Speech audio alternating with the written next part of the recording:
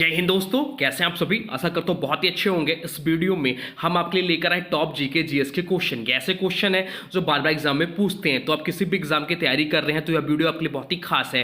चलिए वीडियो की शुरुआत करते हैं। आप लोग से एक रिक्वेस्ट है, आप लोग वीडियो को देखते हैं पर वीडियो को लाइक और चैनल को सब्सक्राइब नहीं करते तो प्लीज़ वीडियो को लाइक कर दीजिए और चैनल पर नए चैनल को सब्सक्राइब भी कर लीजिए अगर आपको कंटेंट पसंद आ रहा है। देखते हैं पहला क्वेश्चन क्या है। पहला क्वेश्चन आपसे पूछा, संविधान की आत्मा किसे कहा जाता है। संविधान की आत्मा किसे कहा जाता है, तो अनुच्छेद 32 को संविधान की आत्मा कहा जाता है। राइट आंसर हो जाएगा ऑप्शन बी। चलते हैं अगले प्रश्न की ओर। अगला प्रश्न आपसे पूछा है, कौन सा ग्रह पृथ्वी का जुड़वा कहा जाता है।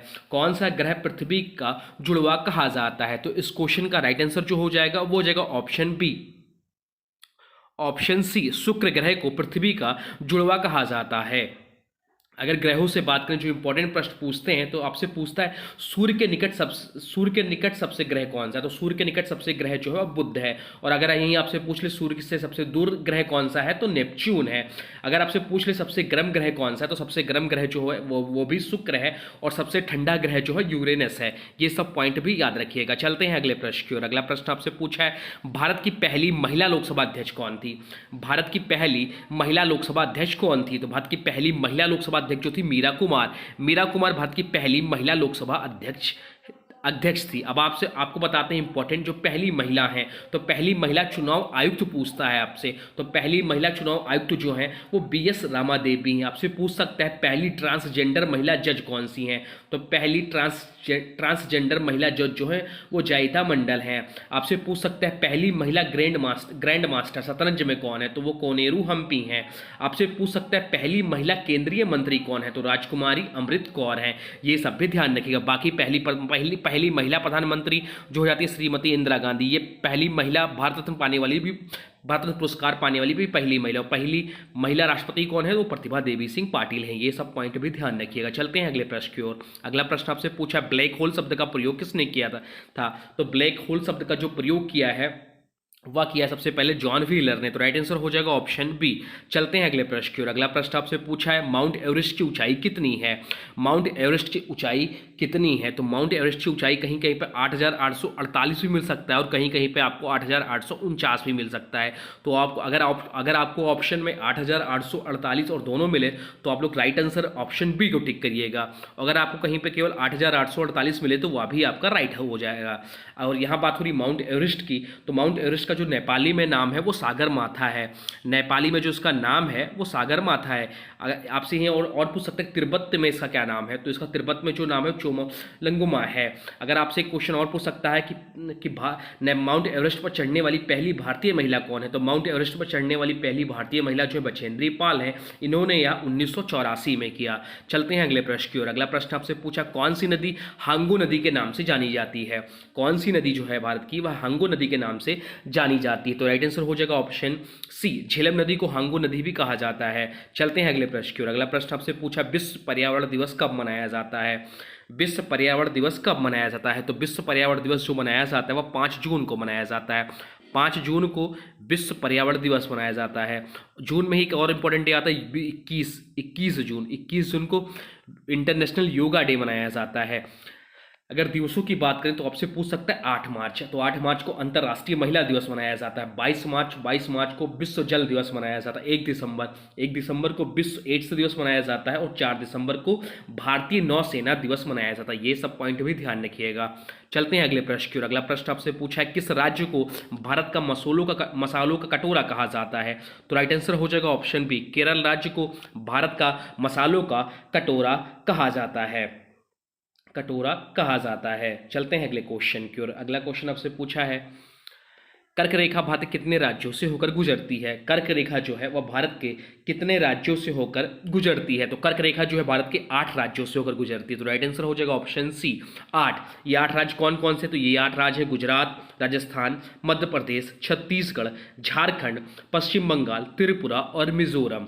चलते हैं अगले प्रश्न की ओर। अगला प्रश्न आपसे पूछा है, भारतीय संविधान में संघीय व्यवस्था की प्रेरणा कहाँ से ली गई है, तो भारतीय संविधान में संघीय व्यवस्था की जो प्रेरणा ली गई है वो कनाडा से ली गई है, तो राइट आंसर हो जाएगा ऑप्शन सी कनाडा। चलते हैं अगले प्रश्न की ओर। अगला प्रश्न आपसे पूछा है, राज्य शब्द संविधान के किस अनुच्छेद में परिभाषित है, तो राज्य शब्द जो है वह संविधान के अनुच्छेद 12 में परिभाषित है। तो राइट आंसर हो जाएगा ऑप्शन बी।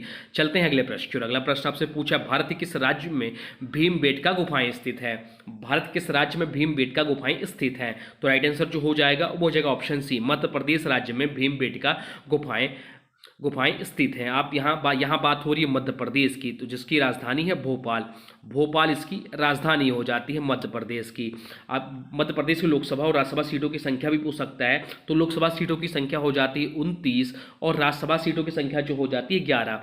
विधानसभा सीटों की बात करें मध्य प्रदेश की, तो मध्य प्रदेश विधानसभा की सीटों की संख्या जो है वह 230 है। यह सब भी ध्यान रखिएगा। इसका जो गठन हुआ था वह 1 नवंबर 1956 को हुआ था। चलते हैं अगले प्रश्न की ओर। अगला प्रश्न आपसे पूछा है, जनगणना किस अनुच्छेद के अंतर्गत की जाती है? जनगणना जो है किस अनुच्छेद के अंतर्गत की जाती है? तो जनगणना जो है अनुच्छेद 246 के अनुसार की जाती है। संघ सूची का विषय है। 7वीं अनुसूची में है। भारत में पहली बार जनगणना कब हुआ था? एग्जाम में बहुत बार पूछता है। तो भारत में पहली बार जनगणना जो हुआ था 1872 में हुआ था। आपसे पूछता है पहली बार व्यवस्थित जनगणना कब हुई? तो पहली बार व्यवस्थित जनगणना जो हुई 1881 में हुई, और हर 10 साल बाद जनगणना होता है। चलते हैं अगले प्रश्न की ओर। अगला प्रश्न आपसे पूछा, किस भारतीय शहर को सिटी ऑफ लैक्स कहा जाता है? किस भारतीय शहर को सिटी ऑफ लैक्स कहा जाता है? तो राइट आंसर हो जाएगा ऑप्शन सी, उदयपुर को सिटी ऑफ लैक्स कहा जाता है। चलते हैं अगले प्रश्न की ओर। अगला प्रश्न आपसे पूछा है, क्विक सिल्वर किस धातु का सामान्य नाम है? क्विक सिल्वर किस धातु का सामान्य नाम है? तो राइट आंसर हो जाएगा ऑप्शन सी, पारा का सामान्य नाम है क्विक सिल्वर। बात यहाँ हो रही पारा का, तो जिसका अणुसूत्र होता है Hg। इसका जो रासायनिक प्रतीक होता है Hg, इसकी जो परमाणु संख्या होता है वह होता है 80 इसका परमाणु संख्या होता है। एकमात्र वह धातु जो है वह समान ताप पर द्रव अवस्था में पाई जाती है, वह आपका पारा है। चलते हैं अगले क्वेश्चन की ओर। अगला क्वेश्चन आपसे पूछा, भारत का सबसे बड़ा लौह अयस्क उत्पादन राज्य कौन सा है? तो भारत का सबसे बड़ा लौह अयस्क उत्पादन राज्य जो है वह आपका हो जाता है उड़ीसा इस क्वेश्चन का राइट आंसर हो जाएगा। चलते हैं अगले प्रश्न की ओर। अगला प्रश्न आपसे पूछा है, किस शासक ने पहली बार भूमि की माप और राजस्व संग्रह की प्रणाली लागू की थी? तो राइट आंसर जो हो जाएगा वो हो जाएगा शेरशाह सूरी इस प्रश्न का राइट आंसर हो जाएगा। चलते हैं अगले प्रश्न की ओर। अगला प्रश्न आपसे पूछा है, भारत की किस नदी को उड़ीसा की जीवन रेखा कहा जाता है? भारत की किस नदी को उड़ीसा की जीवन रेखा कहा जाता है? तो राइट आंसर जो हो जाएगा वो हो जाएगा हीराकुंड नदी को उड़ीसा की जीवन रेखा कहा जाता है। चलते हैं अगले प्रश्न की ओर। अगला प्रश्न आपसे पूछा, रेड डेटा बुक का संबंध किससे है? तो रेड डेटा बुक का जो संबंध है वो है विलुप्त हो रही प्रजातियों से है। चलते हैं अगले प्रश्न की ओर। अगला प्रश्न आपसे पूछा है, किस मुगल शासक को जिंदा पीर कहा जाता था? किस मुगल शासक को जिंदा पीर कहा जाता था? बाबर को, औरंगजेब को, अकबर को और जहांगीर को? तो राइट आंसर हो जाएगा ऑप्शन बी, औरंगजेब को जिंदा पीर कहा जाता था। राइट। चलते हैं अगले प्रश्न की ओर। अगला प्रश्न आपसे पूछा है, किस राज्य में साइलेंट वैली नेशनल पार्क स्थित है? किस राज्य में साइलेंट वैली नेशनल पार्क स्थित है? तो राइट आंसर हो जाएगा ऑप्शन सी, केरल राज्य में साइलेंट वैली नेशनल पार्क स्थित है। बात यहाँ हो रही केरल राज्य की। तो अगर केरल राज्य की बात करें तो इसकी राजधानी क्या है? तो राजधानी हो जाती है तिरुवनंतपुरम। यहाँ लोकसभा सीटों की संख्या 20 है, राज्यसभा सीटों की संख्या 9 है और विधानसभा सीटों की संख्या जो है 110 है।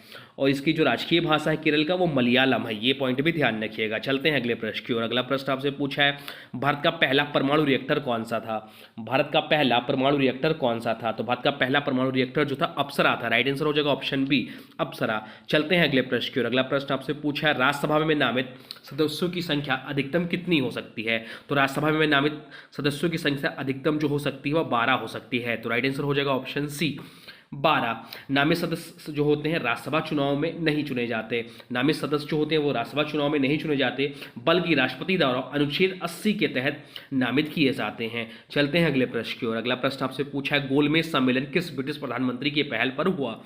गोलमेज सम्मेलन किस ब्रिटिश प्रधानमंत्री के पहल पर हुआ? तो राइट आंसर जो हो जाएगा वो हो जाएगा ऑप्शन बी, रैम्स मैकडोनाल्ड के पहल पर हुआ था। कब हुआ था गोलमेज सम्मेलन? तो जो पहला गोलमेज सम्मेलन जो हुआ था 1930 और 31 के बीच में हुआ था। दूसरा जो गोलमेज सम्मेलन हुआ था वह आपका 1931 में हुआ था और तीसरा गोलमेज सम्मेलन जो हुआ था 1932 में हुआ था। महात्मा गांधी ने दूसरे गोलमेज सम्मेलन में भाग लिया। तो तीनों गोलमेज सम्मेलन में भाग लेने वाले एकमात्र भारतीय डॉक्टर भीमराव अंबेडकर जी थे। चलते हैं अगले प्रश्न की ओर। अगला प्रश्न आपसे पूछा है, किस उद्योग को भारत की बेसिक इंडस्ट्री माना जाता है? किस उद्योग को भारत की बेसिक इंडस्ट्री माना जाता है? तो राइट आंसर हो जाएगा ऑप्शन सी, इस्पात को। चलते हैं अगले प्रश्न की ओर। अगला प्रश्न आपसे पूछा है, साइमन कमीशन के समय भारत का वायसराय कौन था? साइमन कमीशन के समय भारत का वायसराय कौन था? तो राइट आंसर जो हो जाएगा वो हो जाएगा लॉर्ड इरविन। लॉर्ड इरविन इस समय भारत के वायसराय थे। चलते हैं अगले प्रश्न की ओर। अगला प्रश्न आपसे पूछा, अंतर्राष्ट्रीय न्यायालय का कहाँ स्थित है? अंतर्राष्ट्रीय न्यायालय कहाँ स्थित है? तो अंतर्राष्ट्रीय न्यायालय जो आपका स्थित है वह दाहेग में स्थित है। दाहेग नीदरलैंड में स्थित है। राइट आंसर हो जाएगा ऑप्शन सी। इसका गठन कब हुआ था? तो 1945 में इसका गठन हुआ था। चलते हैं अगले प्रश्न की ओर। अगला प्रश्न आपसे पूछा है, नीति निर्देशक तत्व किस देश के संविधान से लिए गए हैं? तो नीति निर्देशक तत्व जो है, जो कि अनुच्छेद 36 से 51 के बीच में है। अनुच्छेद 36 से 51 के बीच में नीति निर्देशक तत्व दिए गए हैं, और यह जो है भाग 4 में वर्णित है। भाग 4 में वर्णित है।